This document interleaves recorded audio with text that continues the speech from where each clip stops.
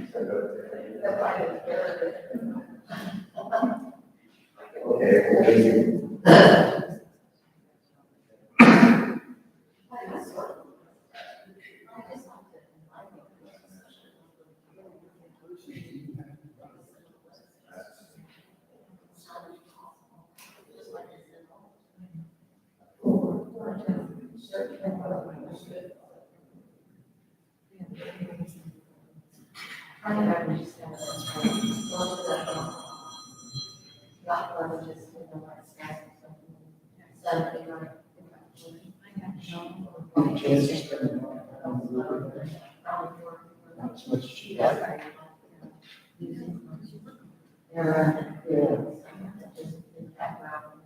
Usually been very.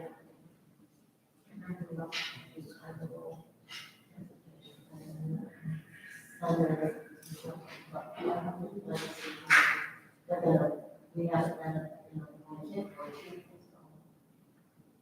but, you know, a lot of people that are away from here on stage, probably we, first, I mean, like, and we collected enough money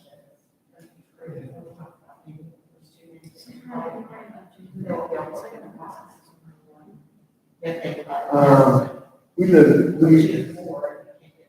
My folks built a house over there after they got married, over in East Peoria, subdivision over there. Dad built the house. There's only like 5 houses in the subdivision. When I moved back there in '96, I bought a house 3 doors away from where theirs was.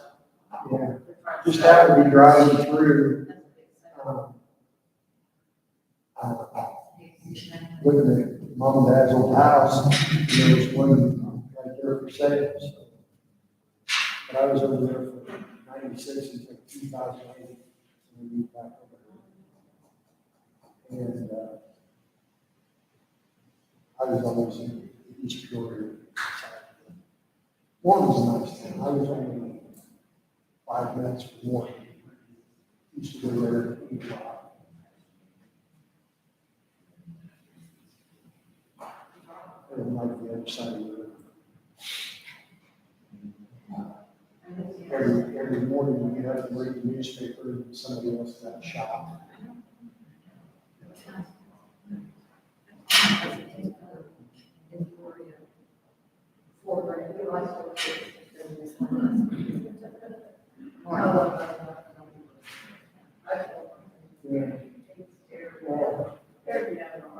I developed back there, I developed a lot with factory plants. Sold in a lot of states. Used to make trips every weekend to parts plant.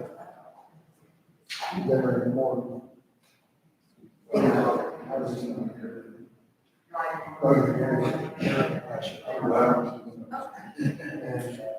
I was they had their whole system inside of that plant ran off. So the air compressor ran the whole assembly, the whole parts plant was down. So we had a service back in there twice. Constantly getting calls for parts, live. They were requesting. East York, where they built the bulldozers. That's not John.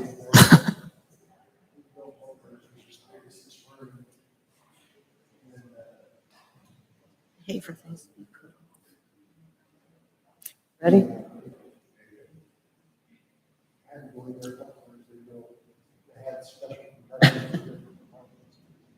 Here we go.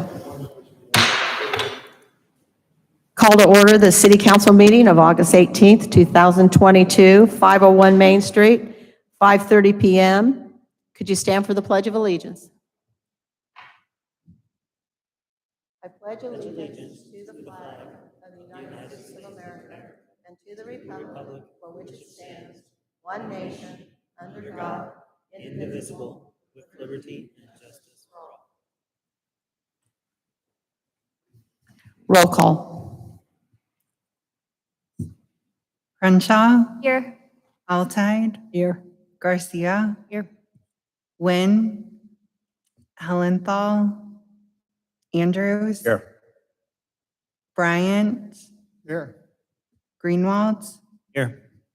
6 present, 2 absent. Item number 4, Mayor's Correspondence. Friday, tomorrow,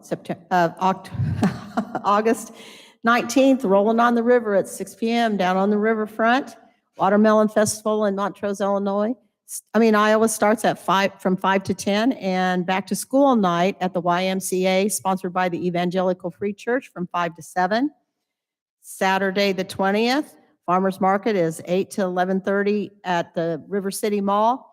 Rolling on the River starts again that day, 1 o'clock for kids' activities, and 6 o'clock the music starts again. The Watermelon Festival out at Montrose will start at 7 AM with a breakfast.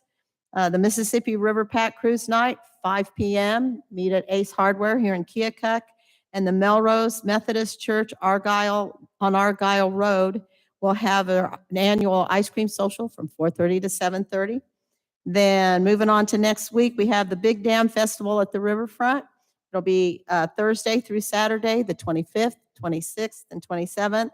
And then coming up, and it's great to hear, and we've been waiting all summer, is the grand opening of the splash pad at Tolmie Park on Saturday, September 27th, 10 o'clock in the morning. So there's plenty to do.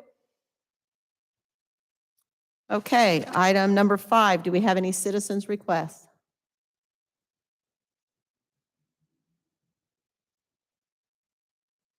Item number 6, consent agenda. Minutes of the council workshop and regular city council meeting of August 4th, 2022. Cash receipts and treasurer's report for July 2022. Resolution approving off-premises 5-day liquor license for Lucky's Irish Pub and Grub effective September 2nd through the 6th, 2022. Class C liquor license with outdoor service and Sunday sales with a special movie night event. And motion to pay the bills and transfers listed in the registers number 5289 through 5291. Do I have a motion to approve the agenda, including the consent agenda? All those in favor? Aye. Opposed? Item number 7. Now is the time and place for a public hearing on the implementation of franchise fees on the electric utility services. A public hearing notice was published in the Daily Gate City on Friday, August 12, 2022. I am opening the public hearing at 5:33 PM. Okay, so when we started the discussion on the general fund and needing additional revenues, we looked at franchise fees.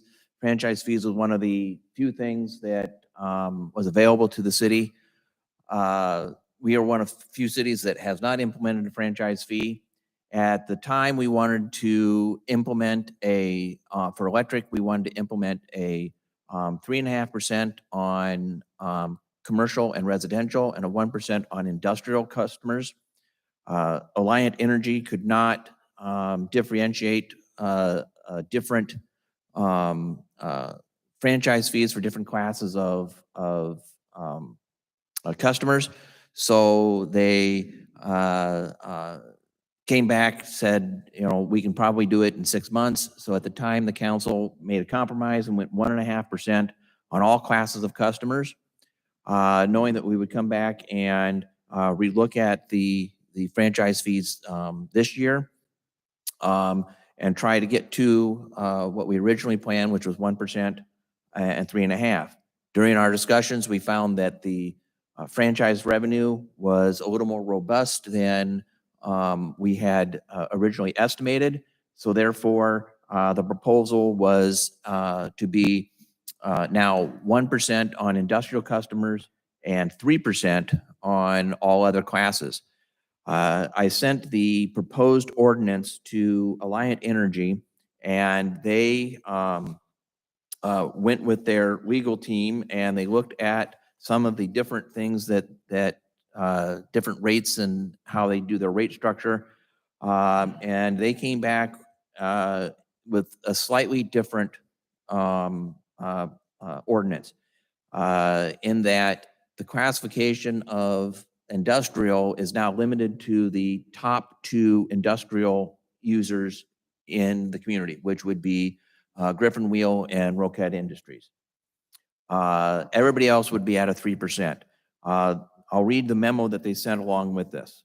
Okay, it says, when the city of Keokuk first told Alliant Energy that they wanted to change different franchise fees or charge different franchise fees to different groups of customers, we began exploring options within our billing system to meet this need.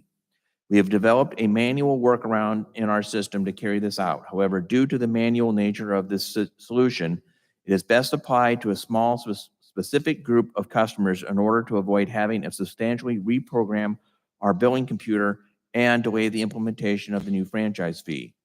Based on the city's desire to impose a lower franchise fee on industrial customers, we believe the language in this version of the amendment best achieves that goal while not discriminating within a rate class and minimizing the possibility of being disallowed by the IUB, which is the Iowa Utilities Board. Our proposed language would apply the lower franchise fee to the top 2 energy users in Keokuk, along with any subsequent customers who decided to move to those specific rate classes. It's important to understand that while residential, commercial, and industrial can be used to describe different groups of customers, the rates customers are charged for their energy are based upon rate codes found in the tariffs we file with the IUB and not these labels. And they said where we could find their rate codes. This is an important distinction, as some customers that we may think of as industrial customers have chosen to be on a rate code that could be mixed with commercial customers. We also have some larger customers that are on rate codes that are not easily defined in the IUB and within our billing system as either commercial or industrial. The city is certainly welcome to decide how it wants to change its franchise fees to the charge its franchise fees to the customers of Keokuk, and we can provide additional information to make the wording as specific as possible. They do provide an option, which the city of Dubuque does, which is to rebate back to certain customers, because Dubuque will charge a flat percentage to all customers and then rebate back to certain customers. I think when we discussed that, we found that to be a little cumbersome. And again, I have the knowing billing systems and the fact that the gas company says, well, we can charge different rates to different customers, different class of customers, that Alliant couldn't do the same, but evidently they can't. So you have in front of you, attached to this memo, the revised ordinance. And the language change in question is in section 9 in that first paragraph. And it says, is hereby imposed a franchise fee of 1% upon the gross revenue generated from sales of electricity by the company within the corporate limits of the city of the city to electric large general service, high load, factor load, large volume, rate code 760.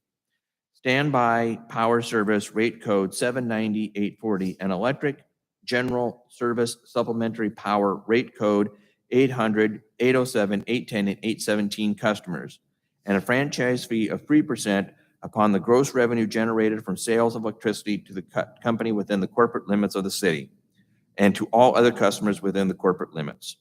So that's what they've done. They've included specific rate codes that would be charged the 1% and everybody else 3%. How many people did we have in the industrial class when we were planning it, how we had it before? I can't tell you that because they can't give me a customer list. My problem with them also is that when I asked them for a breakdown, they gave me industrial, commercial, and residential. And so then when I came back and said, hey, we want that breakdown, industrial customers at 1%, that's when everything went kablooey. Was there industrial counting just Griffin and Roquette?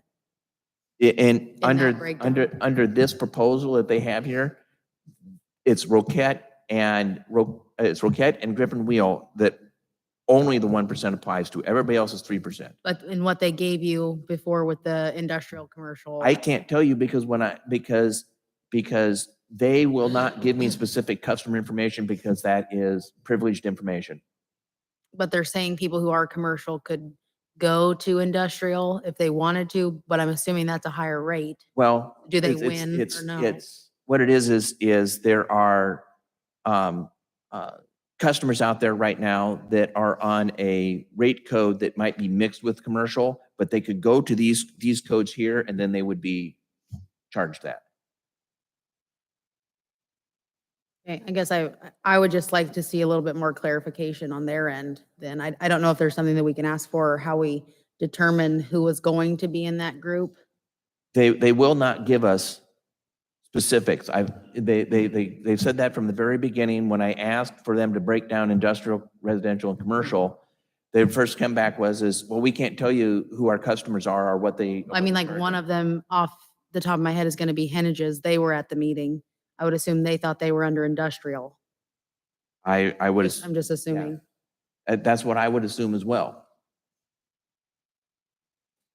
If they can't give us the people and that are in, I mean, the industries that are in everything, can they give us what the requirements are to be under their, like, We could figure it out ourselves. why are you commercial? Why are they industrial? Why are Well, they residential? Can they give us that? Well, that's part of their explanation is that they have all these different rate codes for these different entities, and some of them don't conform. Some of them that we would consider as industrial don't conform to these rate codes or aren't under these rate codes. How did you find out Griffin and Roquette were industrial?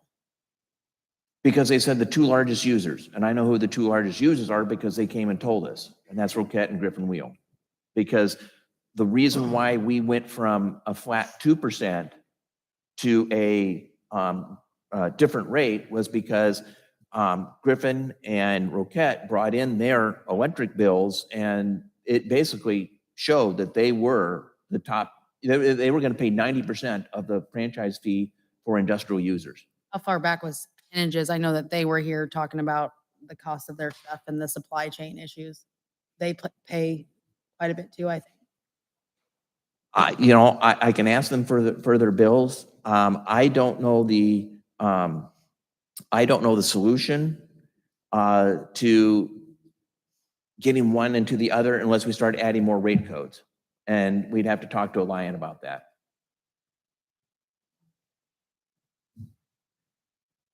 You don't seem happy. I don't seem happy either because this came to me, I think, Monday.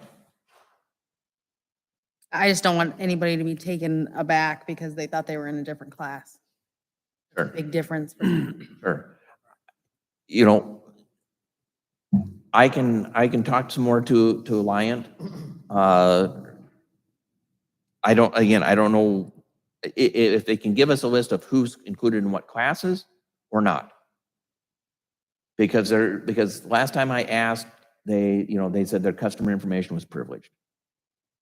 Yeah, I understand that. I just mean when it says they can easily move to the next class, I'm sure that the rate is more. So is it worth it to them to move to a different rate Well, it depends. or less of a franchise fee if it's going to equal itself out? Yeah, I'm assuming that when they say that they moved to the new rate is because they've changed something in their production and that it would be a more advantageous for them to move to these rates.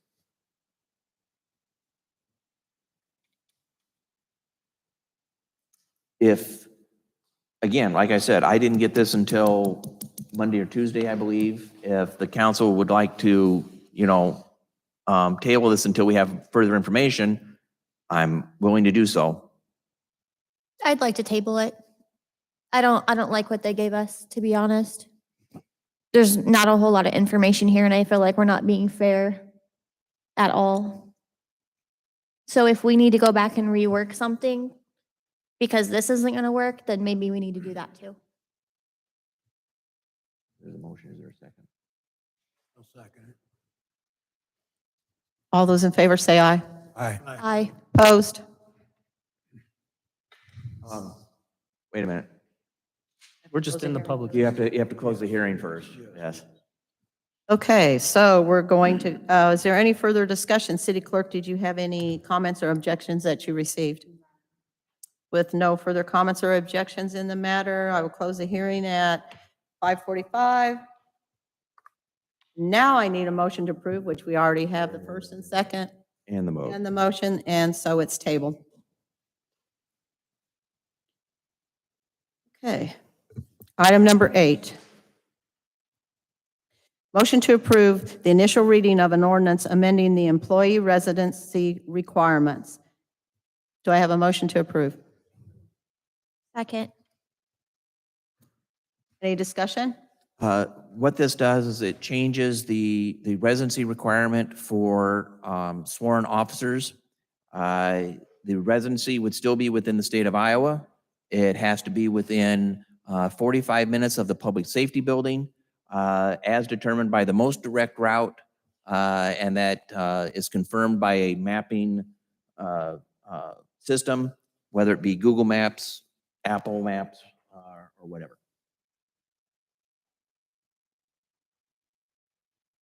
Any more discussion? All those in favor say aye. Oh, I need a Roll call, it's an ordinance. roll call. Crenshaw, Aye. Alteid, Aye. Garcia, Hellenthal, Nay.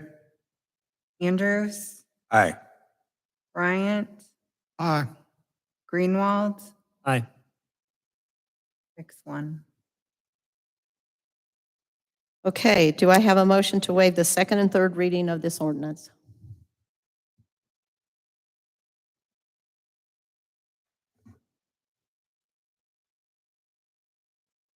Okay, so I don't have a motion, so we'll move on.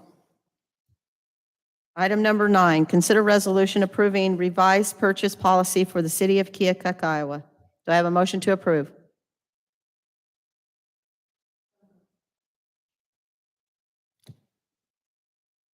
Second. Any discussion?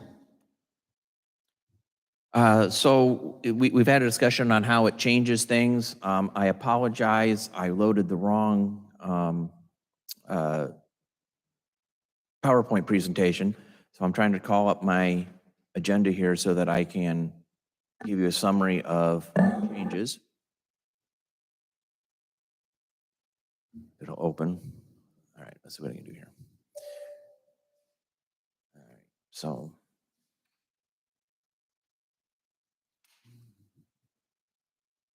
Again, I apologize. I thought I loaded it on here. That's that. Okay.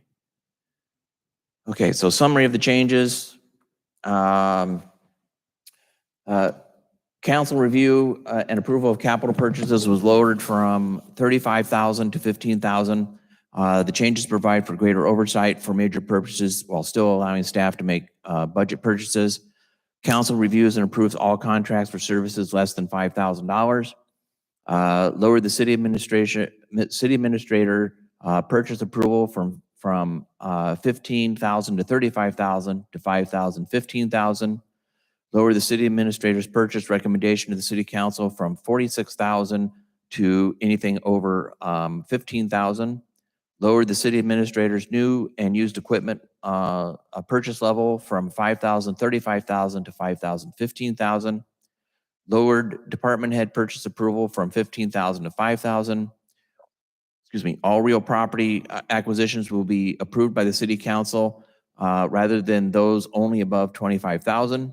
Emergency purchases in excess of 2,500 must receive the approval of the city administrator or the mayor in absence of both approval by 2 council members. Lower the city administrator's change order approval from 25,000 to 5,000 with any order over 5,000 requiring council approval. And we had discussed what if there was an emergency change order, that's already within the purchase policy. And there's already a mechanism for that. Any more discussion? All those in favor say aye. Aye. Opposed? Item number 10, consider resolution approving hiring bonus for certified officers. Do I have a motion to approve? So moved. Second. Any discussion? The Public Safety Committee is recommending an implementation of a signing bonus when hiring police officers that are already certified law enforcement officers. The bonus would be up to $10,000 at the discretion of the police chief based upon the applicant's qualifications. Rationale for this is that a certified officer doesn't have to be sent to the police academy to be trained, plus the additional months of time before they can be fully certified and out on the streets on their own. Whereas paying them a certified officer a $10,000 bonus actually saves the city money from hiring somebody who's not already certified. We did want an employment agreement with that. I don't know if that has to be in the resolution, but we just want to make sure that at least citizens and everyone else is aware that there will be an employment agreement. So they will sign that they will work for so long for Keokuk Police Department, or they will pay back what the bonus is. I believe that every police officer, whether certified or not, will be have an employment agreement, and that no. Sorry, I forgot to turn this on. So if we hire a certified now, they are not given any bonuses or incentives of any sort, so therefore there is no employment agreement. Right, but going forward, if this passes, I would assume that everyone would have an employment agreement because a certified officer getting a bonus would then have. Sure, this would require a different employment agreement or like 5,000 at the end of year 1. I think the committee discussed, and 5,000 at the end of year 2, however they want to proceed with it. I don't think we need it as part of the resolution. It's just that, yes. Any more discussion? All those in favor say aye. Aye. Aye. Opposed? Item number 11, consider a resolution approving residency incentive for sworn police officers. Second. Discussion? The Public Safety Committee is recommending the awarding of 5 residency days to sworn police officers who establish and maintain their primary residence within the corporate city limits of Keokuk. The following stipulations apply. Incentive is awarded at the end of the year where primary residence has been maintained for 12 consecutive months. Residency days are used as regular days off, subject to all terms of any policy or collective bargaining agreement. Dates shall be used by December 31 in the year awarded. Any days not used by December 31 would be lost. Any more discussion? All those in favor say aye. Aye. All those opposed? Item number 12, motion to approve fourth quarter financials.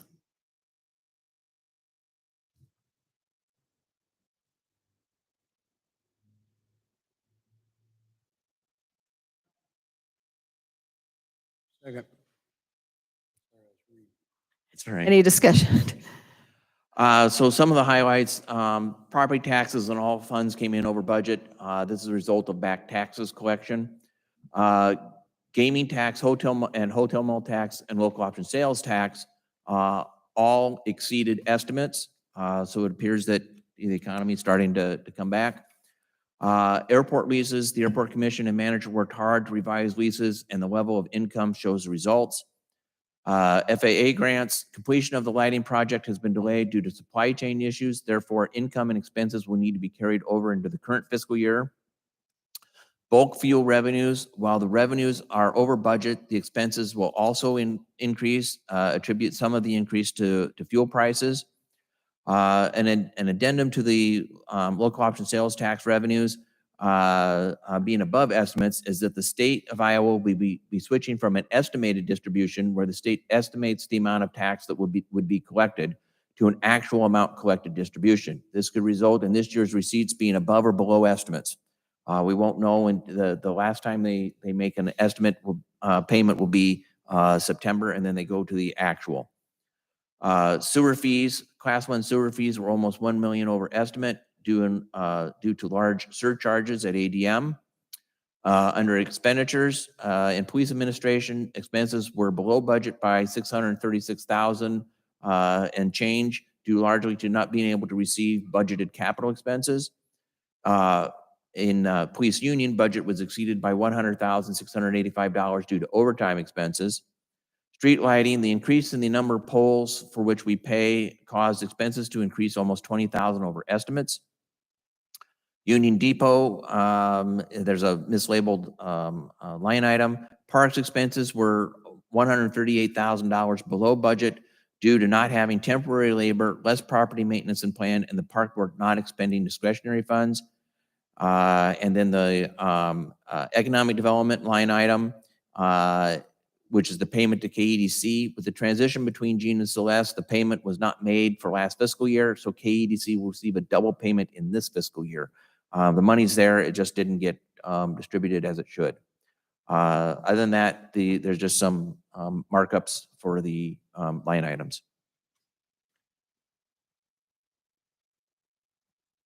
Any more discussion? What is the lighting project? The lighting product, Mhm. it's the, we're modernizing the runway lights at the airport. Okay. So it's the landing lights that you know, the glide lights, so the ones before the runway, and then the lights on the runway themselves. Okay. Thank you. Any further discussion? All those in favor say aye. Aye. All opposed? Item number 13, motion to approve an adjustment to a sewer bill for the filling of a swimming pool. Move. Second. Richard Hofstadter, 1729 South 7th Street, is requesting an adjustment in a sewer bill for filling his pool. Mr. Hofstadter was unable to fill the pool during May and June when credits are given in accordance with the council resolution. The contractors are not available until July 16th to complete dirt work for the pool. Councilmember Crenshaw requested how much the actual credit would be, and it was $57 and change. Any further discussion? All those in favor say aye. Aye. Opposed? Item number 14, do we have any reports from boards and commissions? If you do, if you're here, please come to the podium. Tell us your name and your address and the commission you're representing. My name is Kyle Myers, and I'm here representing the reorganized Keokuk Historic Preservation Commission. We are just getting our feet on the ground, trying to reconstruct the old Bawden House down on 3rd Street between Main and Blondo. We have kind of struggled trying to get enough funds to really get started on this. We've had a lot of donated time, donated efforts to take the shiplap off that building so we can deconstruct it, redo the foundation, and then reconstruct it as it is now setting so that it upholds all the historic reference that it had. And it's just been neglected for so long that that's why we're having to do the things we're doing. But I'm here tonight to ask the city council for a donation of $5,000 to $10,000 so that we can do what we need to do to bring that back and be a historic representation for the city of Keokuk to use as a historic reference. Also, the possibility of using it as a Santa Claus house and other things for the city. After we get it put back together. That's why I'm here tonight. The home was built in 1847 and one of the first residents in Keokuk. It was one of the first businesses in Keokuk also, because it was actually about 20 years later was known as Keokuk Stone and Marble. So that's why we're here tonight, is just have you guys help us get started and not let that house go to waste. Any questions? What is it gonna go to initially? I mean, what will I'm what s- will $5,000 do to the house? Well, what we're looking at doing is getting enough money together so that we can have a place to store the material as we disassemble that. So we have a place to store the lumber that we're able to salvage, and also to help get that foundation put back into a condition that we can put that building back on top of. Are there grants for this? Something where that amount of money can be a We're match? working on that too, but going through the state and through all the grant foundations that are out there, so many of them, the timeline was in May, and we weren't even a commission in May. So we're kind of fighting that battle, and we're trying to get our certification so we can go to the state too, but we need some money to get started. Who owns the building? I'm sorry? Who owns it? It's owned by the city. Okay.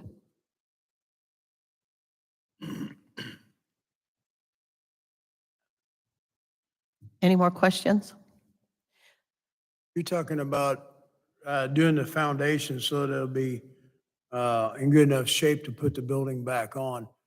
I'm assuming it's a stone foundation right now, and you're planning on just retuck-pointing it or adding the stone back It's, in?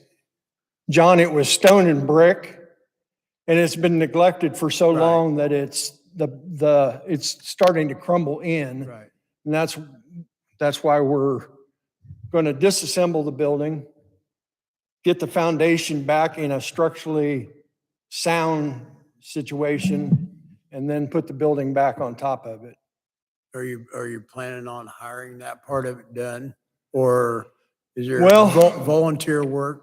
that can We be done actually for have a our- member of our commission that is looking at donating some of that effort to put that back together. So the $5,000 or $10,000 Would go a long would ways go a long towards. ways with more volunteer work and some donations and stuff like Yeah, that. Versus just hiring a contractor. yes, sir. How much space do you need in order to store the materials? I'm sorry? How much space do you need in order to store the materials? Cole, I can't, at this point, our first our first objective is to get that building disassembled and Right. figure out how much of it is salvageable. Well, I have a solution for the storage. We have the Ferris Hill building, which is down by the river off of Roquette. We have room where we can store that. Well, we have storage already lined up that will be of almost no cost to us. So we can store that for a very limited amount of time till, probably next spring. Well, what I'm saying to you is at no cost, we can store it down there and you can take your time. Okay. All So right. I can alleviate the cost of the storage. Uh-huh. Does the organization have any kind of budget I'm on sorry. it? Does the historic preservation, does it have an operational, an annual We don't budget? have a cent right now. The last Historic Preservation Commission, well, and I don't know how long ago it was, but there were no funds left at all. So we're starting from, Mhm, that's why we're coming to you guys tonight, mhm. is to get some seed money. And hopefully, by this time next year, we'll have enough grant money to do everything that we want to do on that site. Cole, you said the hotel motel tax came in higher than estimated. Do we have any idea what that does for the discretionary funds that the council can allot out? Well, we didn't budget the discretionary funds. But, with local option sales tax, local option sales tax came in $214,000 more than what we estimated. It would require that the council passing a resolution to add that additional expense, and transferring an additional amount from local option sales tax to the general fund to cover it. Do any of the other boards or commissions have annual budgets with the city or get funds from the city for their operations? The only other board that I know of is the Park Commission, and they have a $25,000 discretionary line item. And again, they didn't spend it all last year. They come up with some maintenance ideas or some adding a piece of equipment or something like that, and it's within that discretionary. That's the only one that I know of, other than of course the airport. Didn't we give interested. $5,000 to the pavilion for mowing grass? What's that? Didn't we Oh, give yeah, 5,000? yeah, and then yes, the pavilion receives money for. Did we also give Main Street 5,000 for the bands they had down there? Yes, but I think the question was there any city committee that has an annual budget? Annual budget, yeah. Yeah. It's so on, it's on a ask Mhm. basis, Right. not ongoing.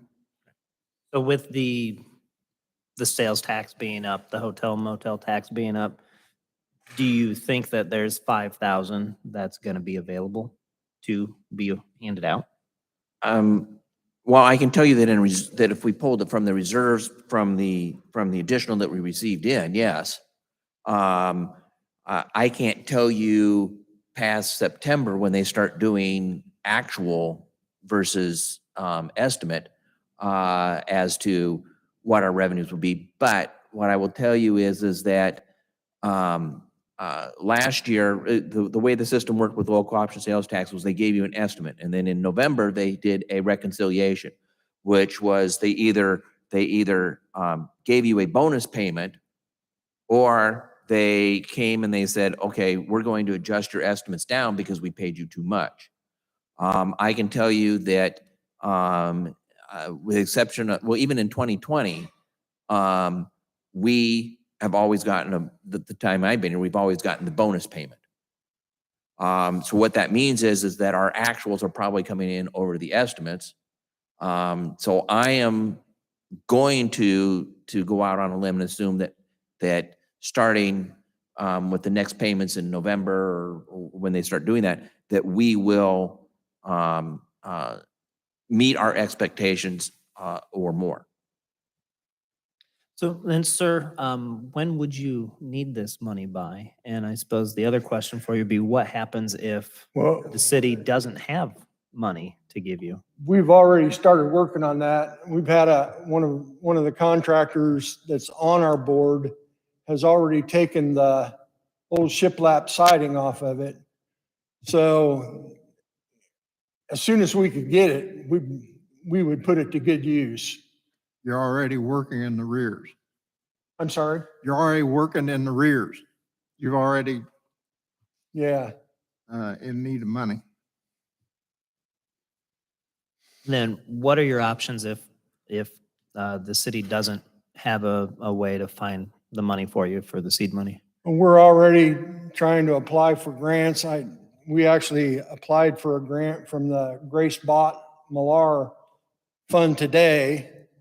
And we're working with the State Historic Society to try and get our paperwork in a row so we can get grants from the state also. So Do you have any idea what your final estimate will be, what's going to take to well, get this? we've looked down at and that, Roger, a couple different times. If we were to reconstruct that, it would probably be between $125,000 and $150,000. But it's imminent that you get this building down so you can get to the foundation, so you can get that straightened out, and then you can start in working on rebuilding. And Yes, you got to get this down, get it in a shelter someplace so you can rework, preserve what you do have. we're going to use every bit of what's there that we can and, just add in what's needed. The roof on that building is in terrible condition. It's not an original roof. Somebody put asphalt shingles on it at some point. When we get to that point, we'd like to put wood shake shingles back on it. So what you're looking at really is building a replicable of it. It isn't going to be much original. We're going to put it back to As as much as an you can. original shape as what it was in, Right. what it was originally built as. I suppose my opinion on it is this is a commission that the city's just put a lot of energy into getting revitalized, back up and going. They're working on a project that I know citizens care about, and $5,000 isn't that big of an ask for something that's just getting started on a giant project. So, well, it would just be for a future meeting. So, I mean, I would like to see it on as an agenda item at a future meeting. I'm interested, if it's put on the agenda though, could we get some more of a detailed breakdown, more so like if you can use the storage here, that's not a cost, like, so what we could potentially do for you without money? And then what the money would go to? Because we may be able to offer more like volunteers, and getting the word out that way too. Okay. I've been sitting in on the meetings with them, helping them get started. And just so you know, they have a great bunch of people that are really interested in history of the city. We have a contractor on there that's already taken some shiplap off of there. And Robert has stored it at the Fairfield building for us right now. And if there's room, then that is a great opportunity.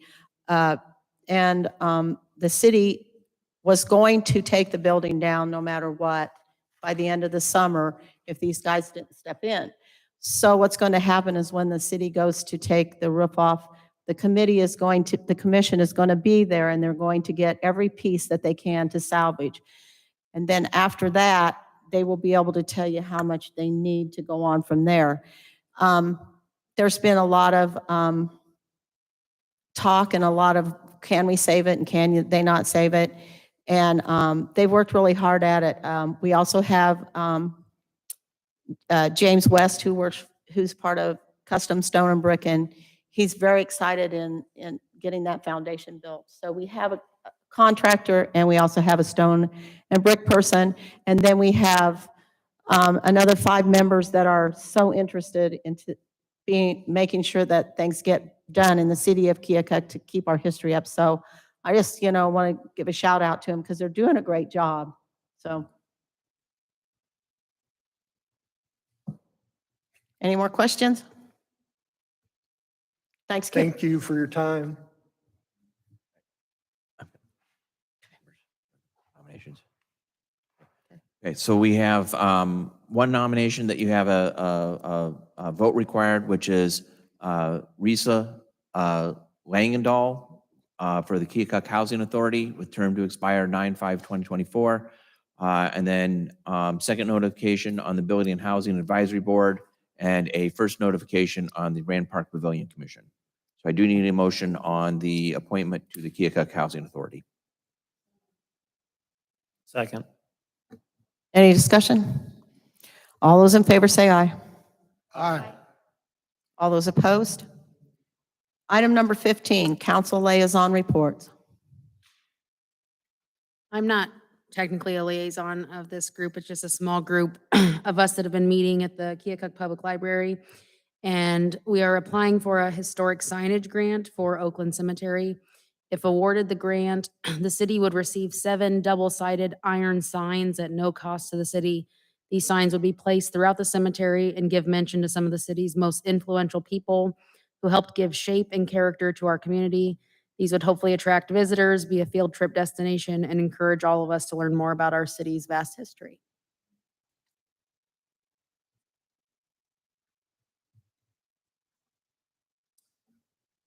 Any more? Anything else? Item number 16, staff reports.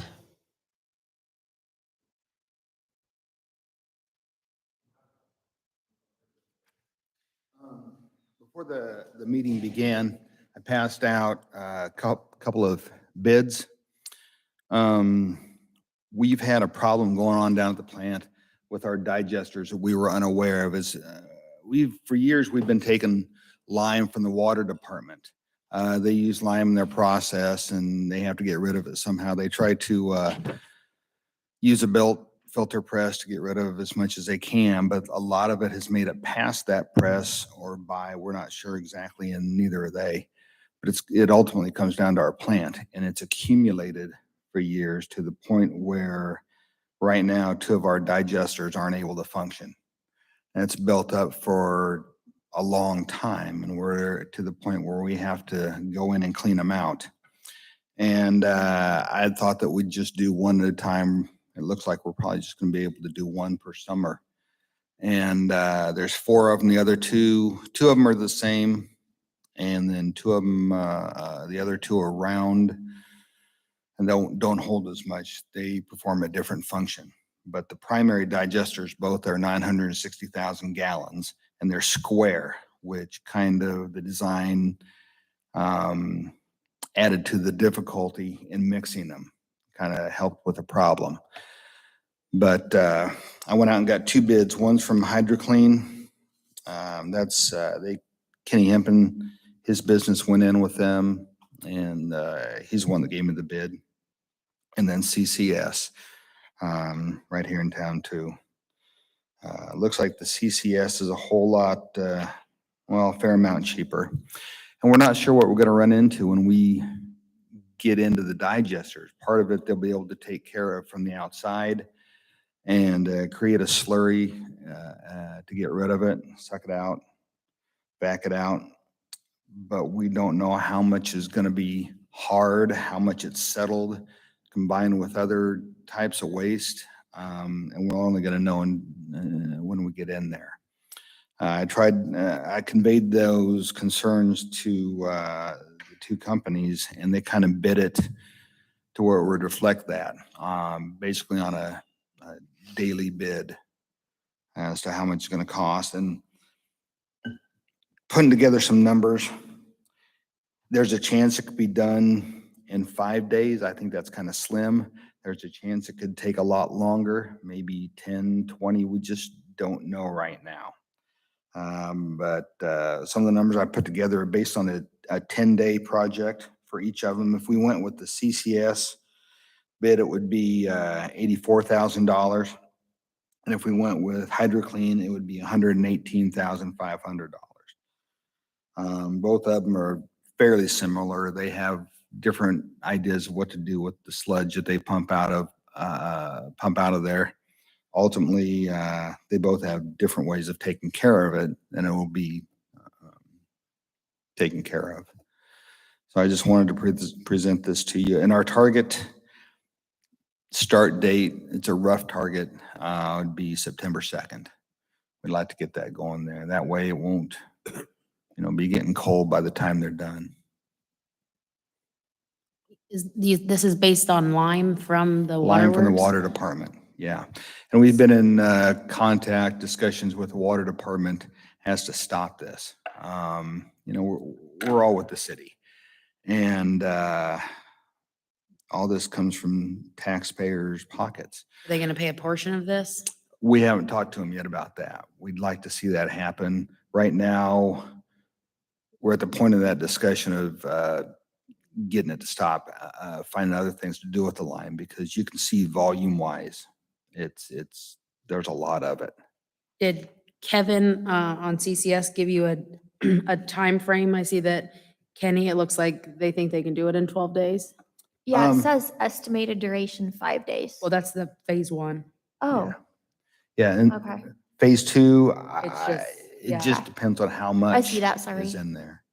That's why I went with 10 days. My only By worry my is numbers. if Kenny could do it in 12, or I know the price difference, but do we think that they both could do it in the same amount of time? I would imagine so.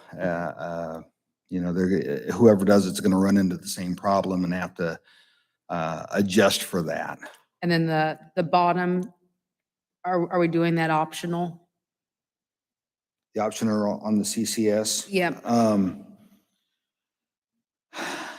I assume that's included in. Yeah, probably. HKs. Yeah, depending on what we want to do, because we've got a certain amount of storage, just Yeah. the layout of the plant that we can do with it. But if we wanted to put it in the dewatering dumpsters, he can make that available.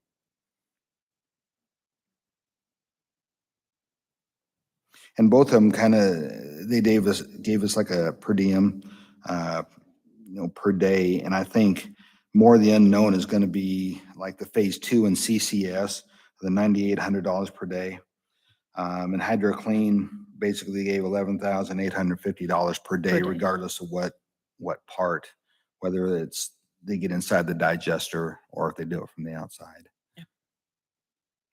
This is something I wish I could have built into our budget, but we didn't realize what was happening when we first started seeing the problems.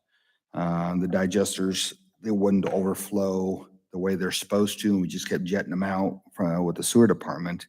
And it would work for a little while until it just didn't work anymore. And we just kind of figured out what the problem was because of the amount of lime that we were getting out. And and by that time, the budget was already. But we made. are discussing it with the waterworks. Correct. We've met with them. What we're trying to do right now is collect samples from their discharge to see the volume that is coming through. I did speak with Dave Wagner today, and they are looking at what they can do within their plant to become more efficient in removing more of the lime. They'll never be able to remove all of the solids unless they build their own pretreatment facility, but they're trying to reduce it as much as they possibly can. And we can handle a certain amount, but it just became overwhelming. And then there's a lot of things going on down at the plant coming in, and it's almost like it's been a perfect storm through the last year. and things accumulating and giving us problems. And we're just dealing with the section of it, the part of it, when we can, as we discover what the problems are. There's another user that we assume are adding a large amount of polymer in order to settle their solids. And we're wondering if that isn't mixing with the lime now and causing it to coagulate and Right. settle. I spoke with an analyst. I was at a conference yesterday and the day before, and I spoke with an analyst up at QC Analytical. They're a laboratory in North Davenport, basically, or LeClaire. And I had him analyze a number of different things. And one of the things we just discovered, and it was by chance, our lab guy down at the plant, he was doing a regular experiment that he does, and he noticed this gel forming. And we'd never seen a gel form before in that test. And so I thought, I'm going to send it off. And I sent it off, and I was talking to this fellow up there, and he said, it is yeast in nature. And I don't know their process at ADM, but I know that there's fermentation, and yeast is either used or produced. So we're thinking part of it could at least be yeast from there come down, and the two parts don't mix together until our plant. Our plant is like the mixing bowl. And so we're thinking that the yeast came down and the high pH of the lime came down together, and they mixed and they formed this gel. We haven't seen it since that time, but who's to say if it won't happen again? We're really hoping it doesn't, because we've ran into other problems with that. But the one part of the problem we do know that we can address is the lime right now. And if we can address the yeast part, we'll do that too. I just want to make you all aware of this. So we'll do a little more number crunching on these two proposals and present it at the September 1st meeting. We wanted to let you know that it was coming before then. So if this wasn't built into the budget previously, is there money available for it? Yeah, we have sufficient reserves in the Okay. sewer fund. Okay, thank you.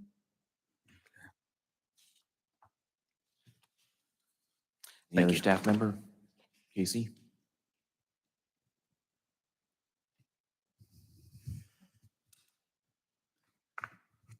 Casey Barnes with the housing. Tonight I was gonna go over with you guys, 116 North 7th for potential demo. This structure has been dwindling at least for the last 12 years.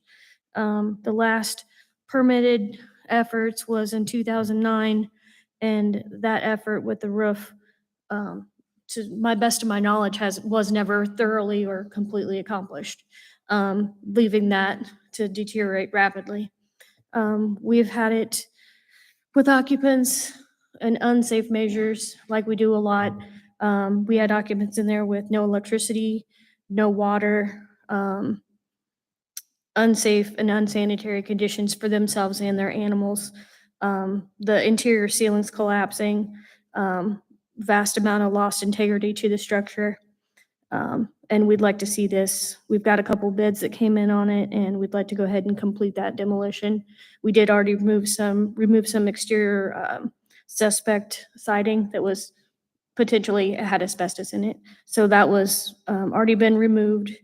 But this is a large, it's about 4,000 square feet of living area.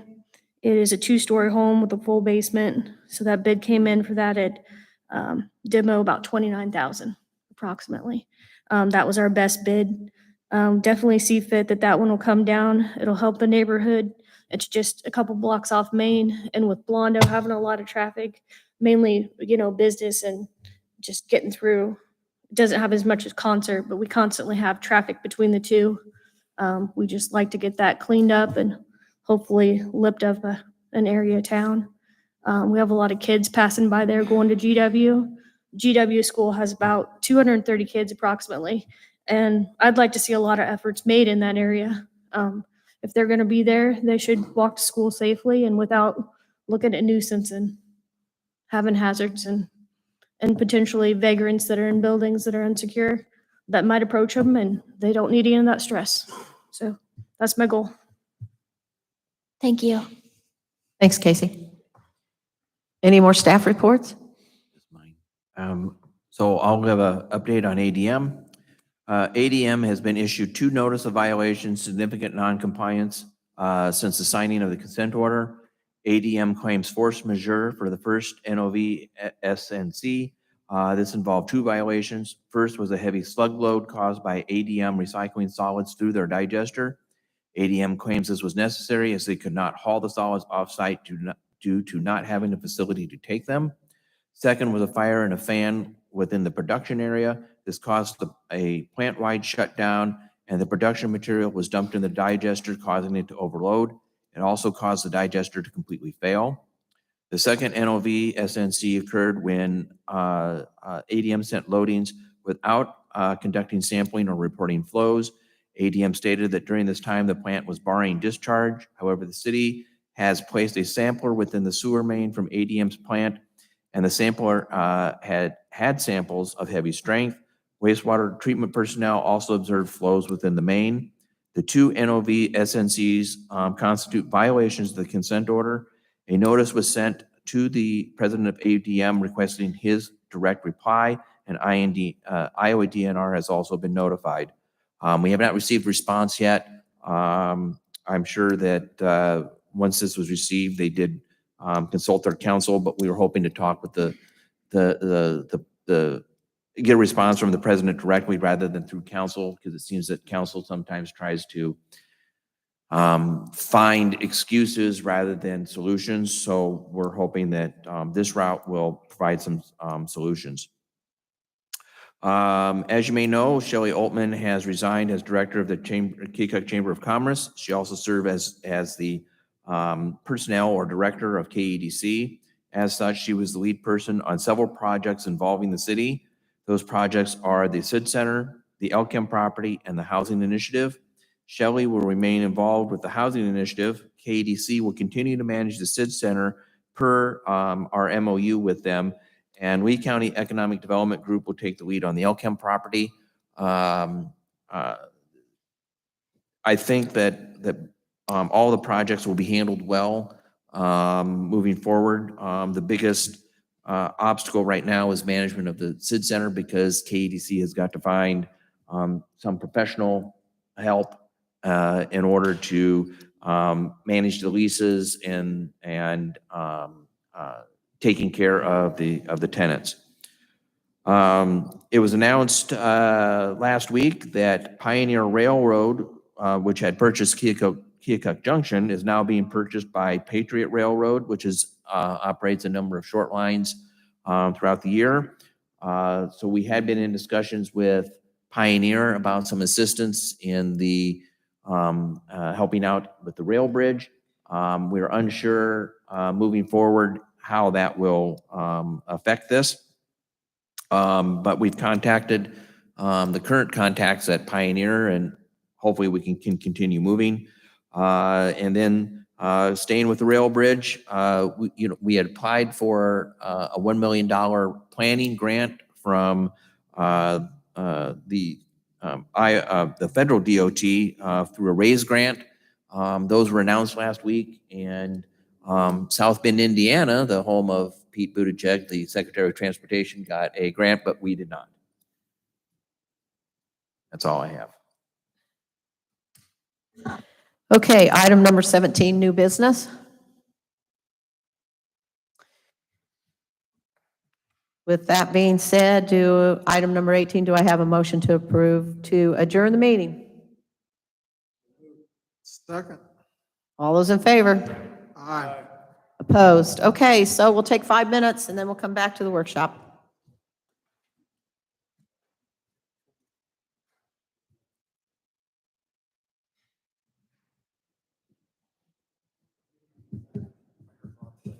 I know I loaded it.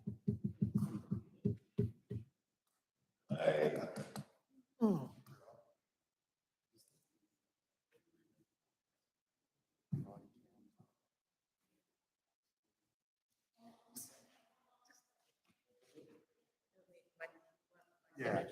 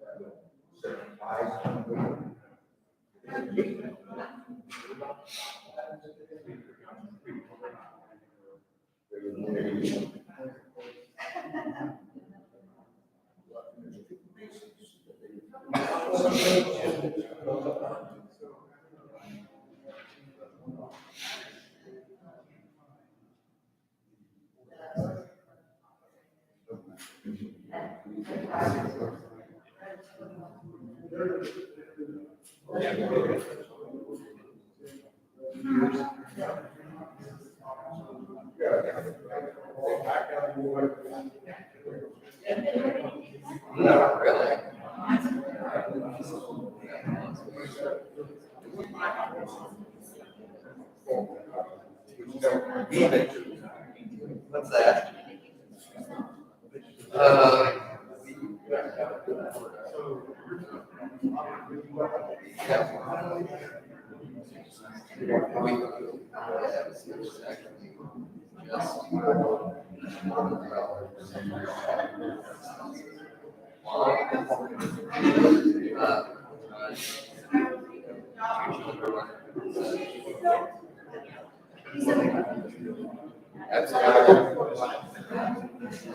The biggest concern is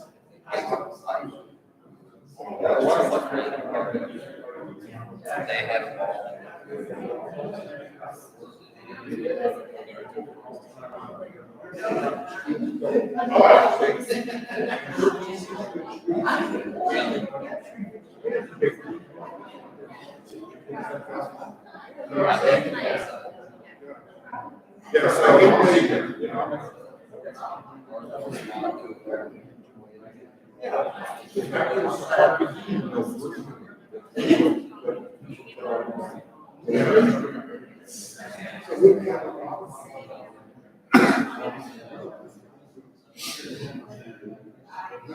Las Vegas, that is the way to do things.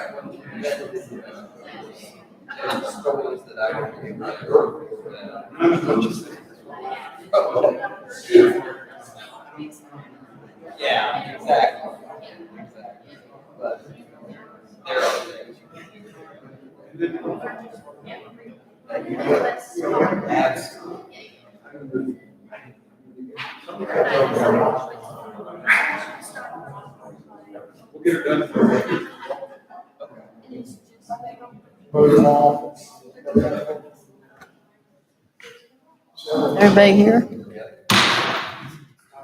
Okay, we'll start the city council workshop, August 18th, 2022. And we have one item on the agenda, candidate forum for Fifth Ward council member. Would you like to come forward? So we'll do this, you know, the last time Fifth Ward was open like this, you were a candidate as well. So we'll do kind of the same thing. You have except for this time, the council's not scoring, right? So, because I figured if you scored no low, we're in math trouble. either. Yeah. So we'll give you a chance to give an opening statement, kind of tell us about Okay. yourself, several things, and then I've got like 4 questions, and then you have a chance to make a closing statement as well. And I'm guessing you sent them the email I sent Yes. you? Okay.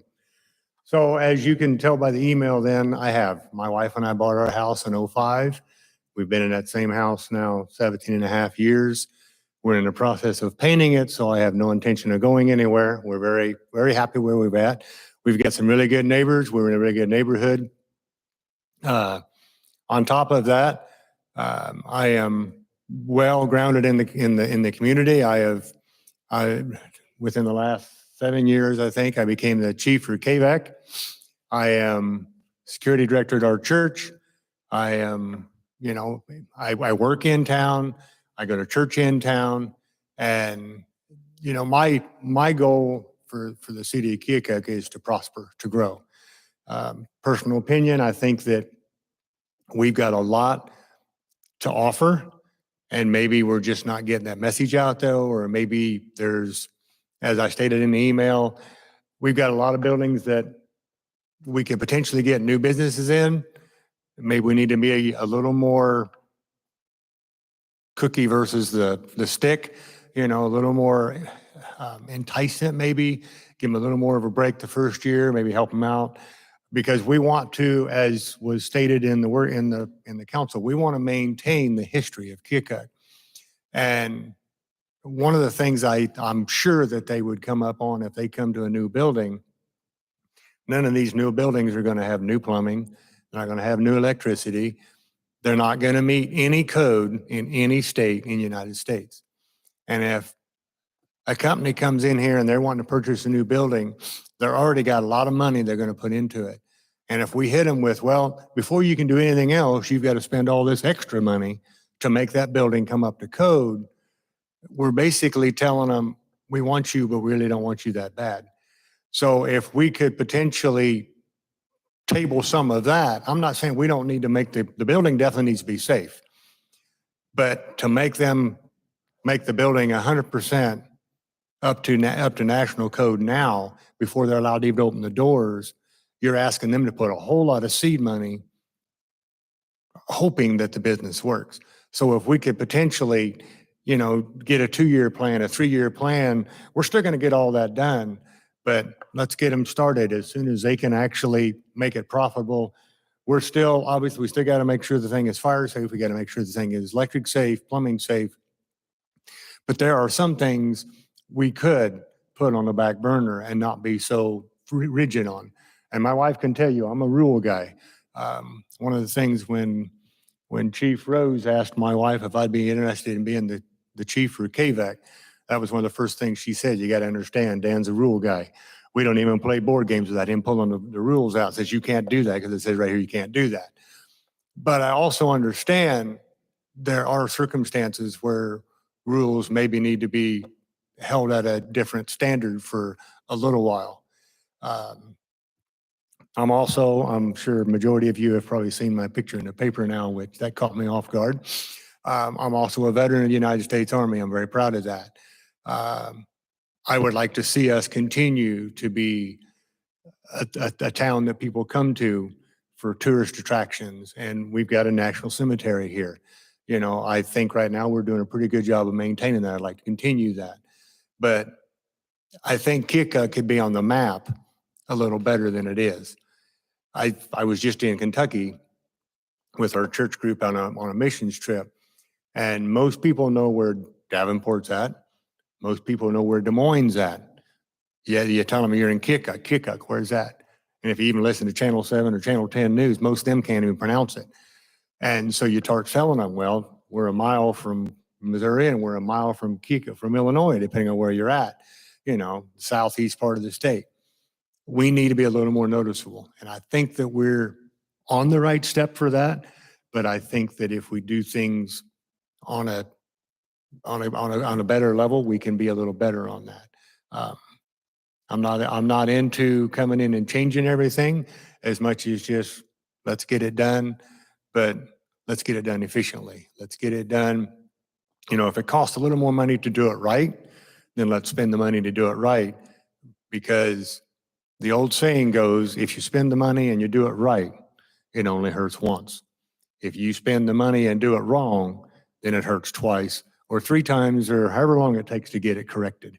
And so I'm not always going to say, let's take the lowest bidder. I'm not always going to say, hey, let's spend $5,000 instead of $10,000.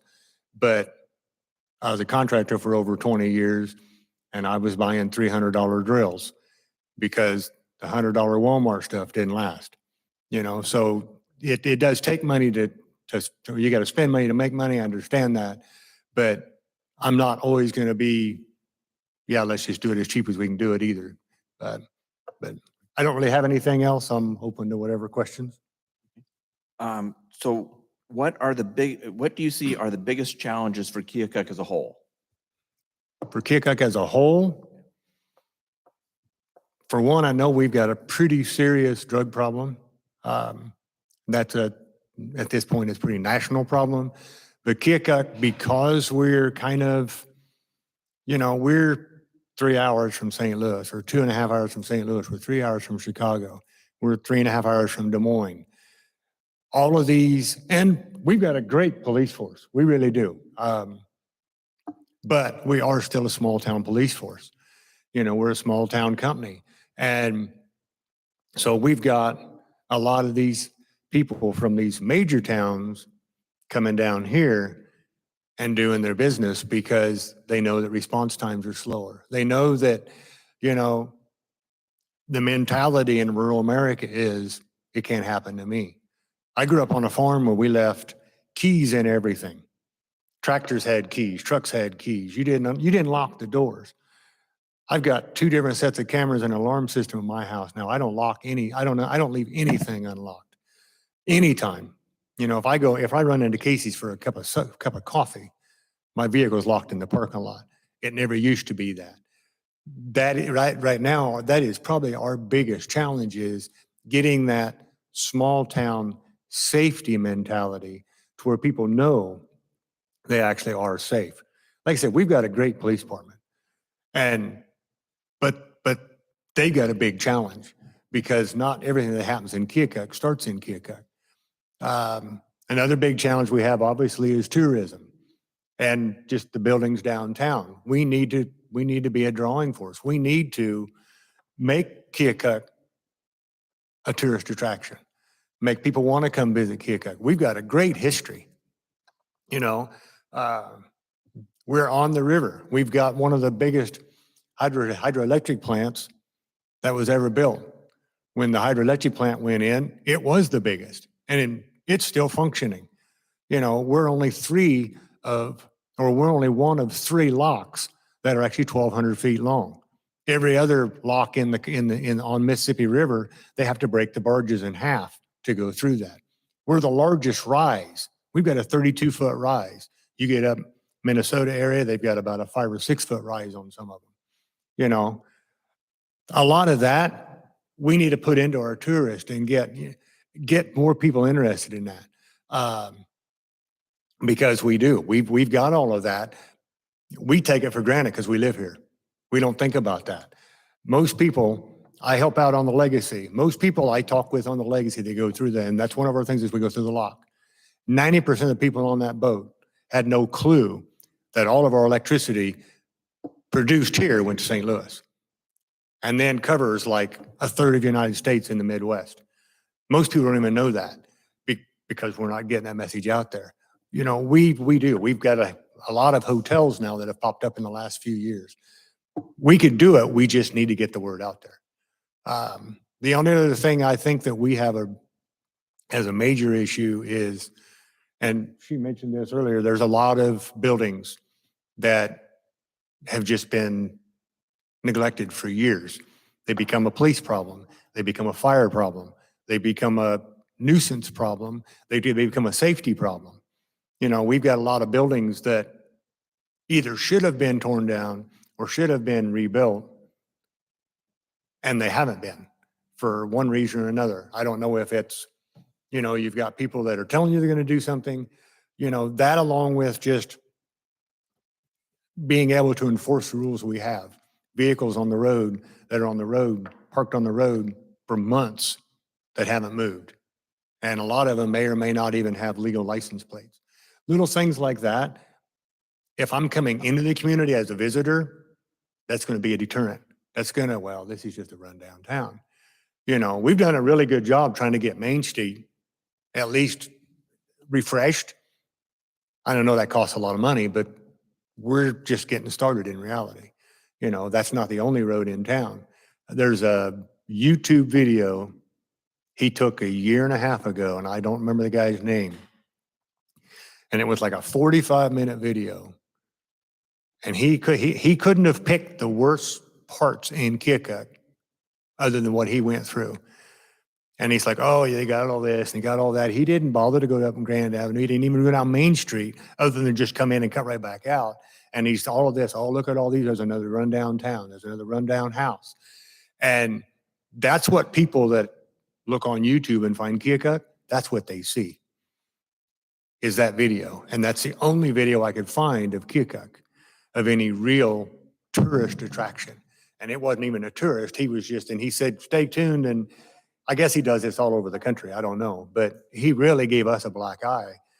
And there was a lot of comments, and I think a lot of them even came from Keokuk members that, yeah, well, you didn't even go half of the town. You picked the worst part of town to drive through.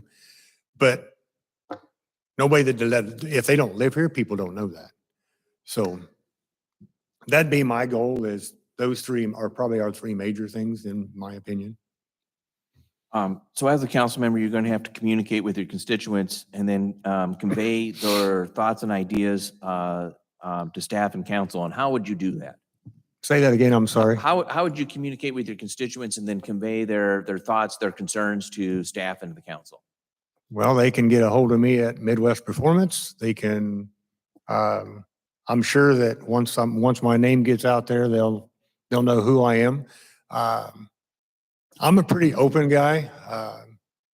I also give a lot of cards out. I do security counseling and stuff. So I'll give anybody my cell phone if they need it. Obviously, if I don't necessarily recognize the number, I may not answer it, but I have a working voicemail. One-on-one if I need to. You know, if somebody says, hey, let's go talk, I'll meet them at McDonald's or Casey's or someplace that's got coffee, and we'll sit down and have a discussion, because I'm not going to know what the people in the Fifth Ward want if I don't talk with the people in the Fifth Ward.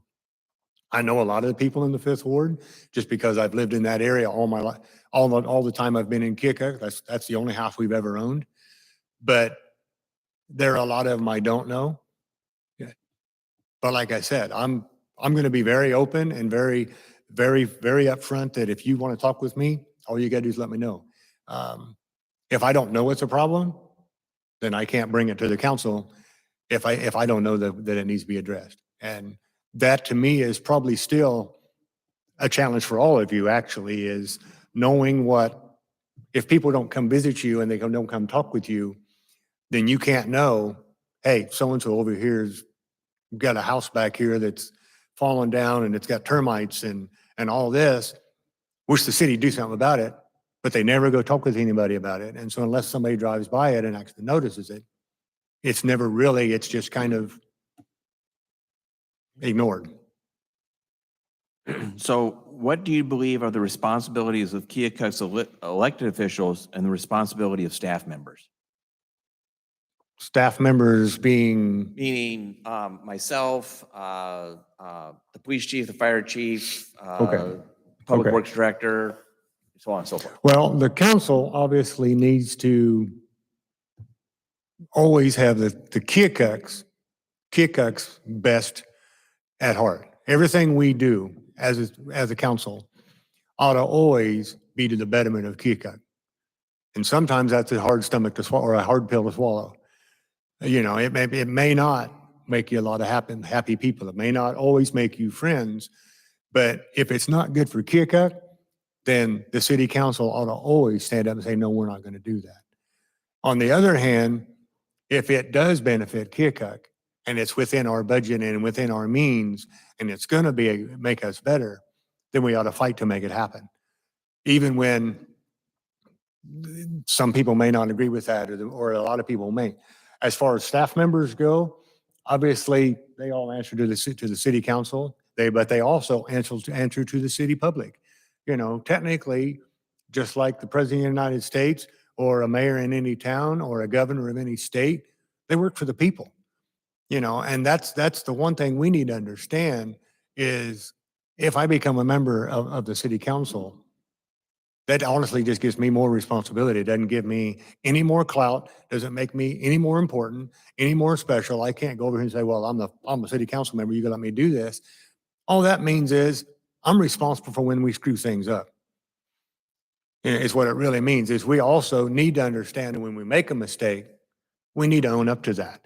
You know, if we as a you know, if we do it in a real small term, if we hire somebody to come put a roof on our house and he comes in and he puts the roof on and you spend, nowadays it's going to be $30,000 possibly.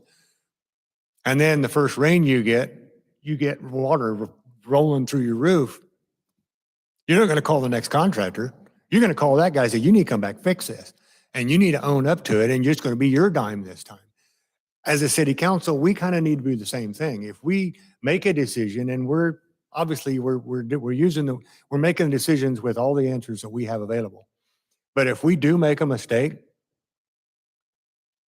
the city ought to know that we're also man enough or woman enough or mature enough, whatever you want to call it, to admit we made a mistake. There was only ever one person on earth that was ever perfect, and none of us here today are. And we need to understand that, you know, the old saying goes, my grandpa used to say, if you're not making mistakes, you're not doing anything. But in the same sense, hopefully your mistakes are a whole lot less than your rights. But we need to own that. And that falls down to whether it's a staff member, a city council member, secretary at the desk, you know, at the bank. It doesn't make any difference. But that'd be the biggest thing is everything we do ought to be for the benefit of the city. And if anything we do hurts the city or is a negative to the city, then we really ought to think about, is that something we ought to be doing? You know, who's that really benefiting? If it just benefits me, but it doesn't benefit the city of Keokuk, then the answer ought to always be a no from everybody else. You know, and I would hope we all have that same mentality, that just because this person brought it forward, well, he's a ward member, or he's a council member, he ought to know, let's just do it. I love that some of the things, that some of the discussions, you asked a lot of questions tonight. I love that. I told my wife, I don't even know you, but I love you because you asked a lot of questions. I love that I'm telling her that she's asking a lot of the same questions I would be asking. You know, you do. You're talking about potentially spending money on something.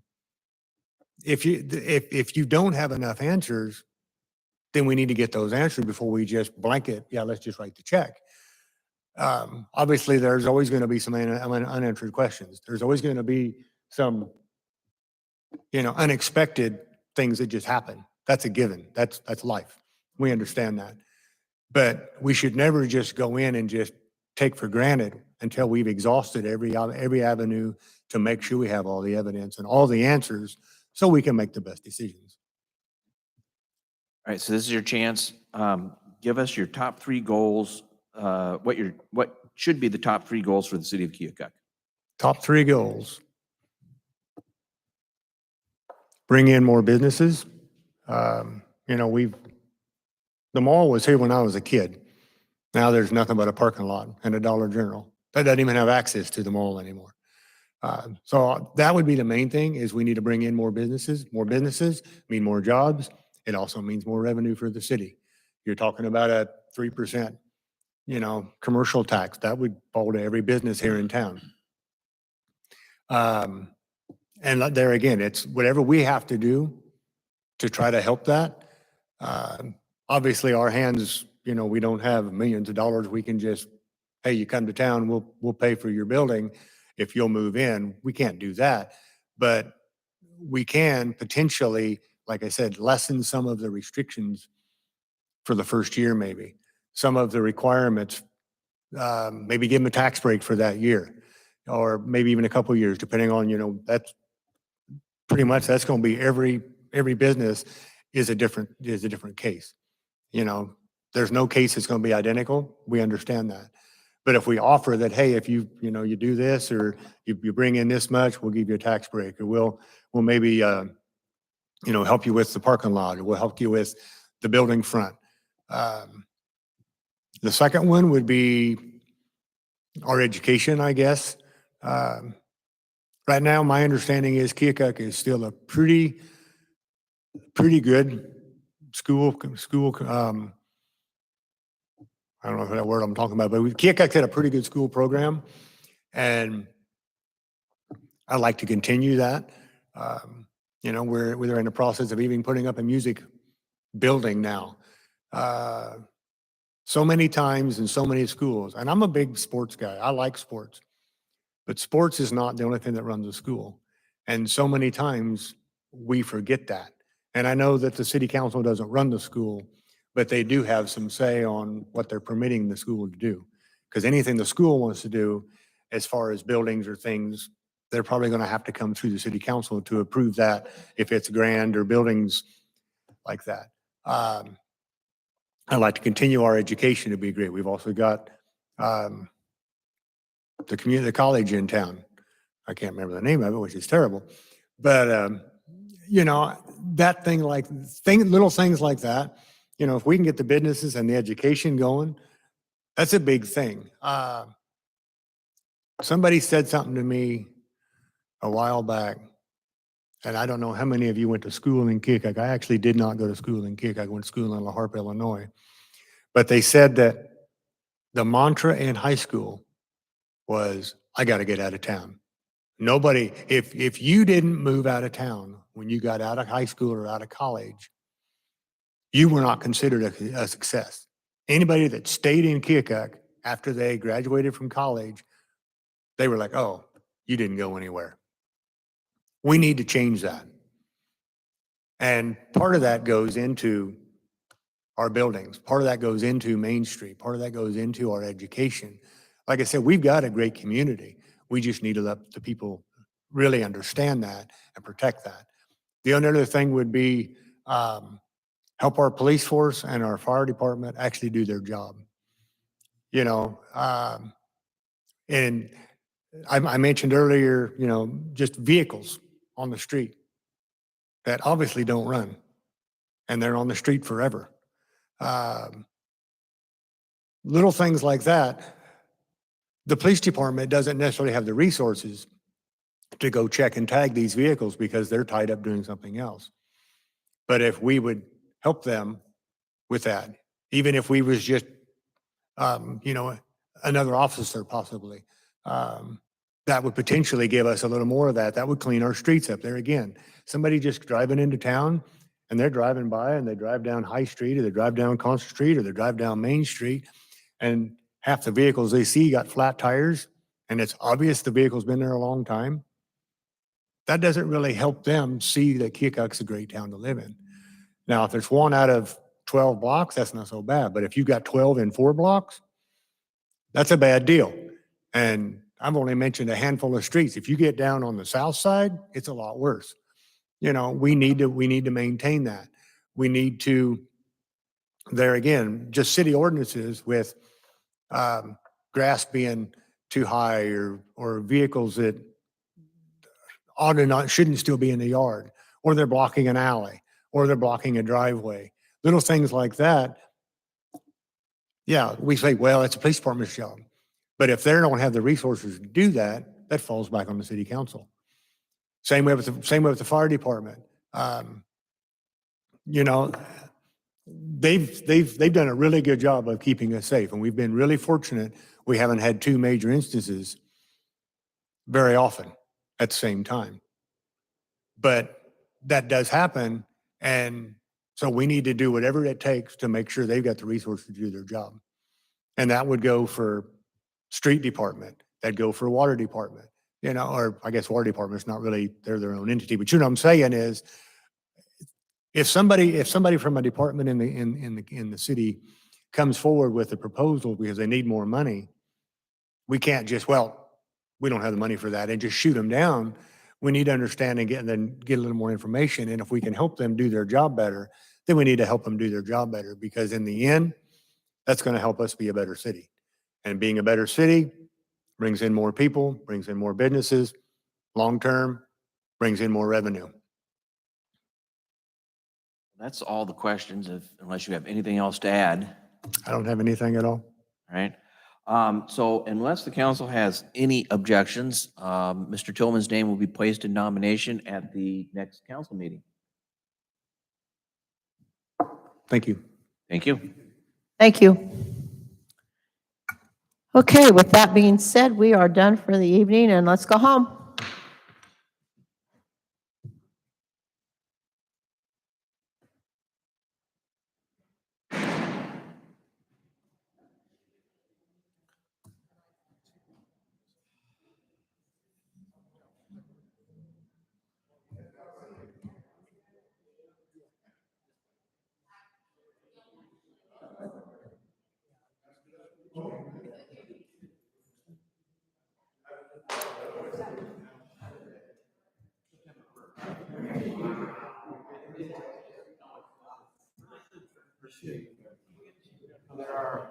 What's that?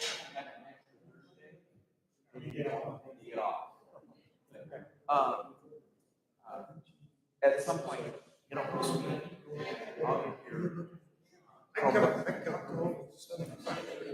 yeah, we'll send It's changed over quite a bit. I went down there at the end of Hickory. like I said, this is unusual. What kind of event openings we've had 3-4 people. Yeah. Yeah.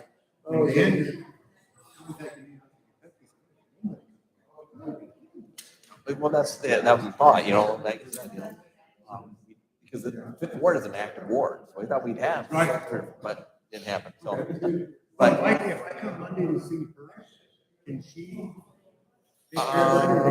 she can give you the budget and that material. I'll wait on the Chromebook until that night, because what it is, if I set it up, you can start getting email and stuff forward. So I'll wait until that night, send it when you're official. But she can give you the budget and stuff. So. I'm still waiting on that.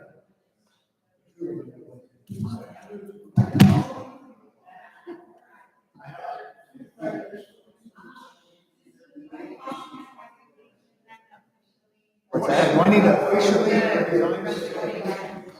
Yes. Yeah, you just, you know what? I'll have it on the next agenda as well.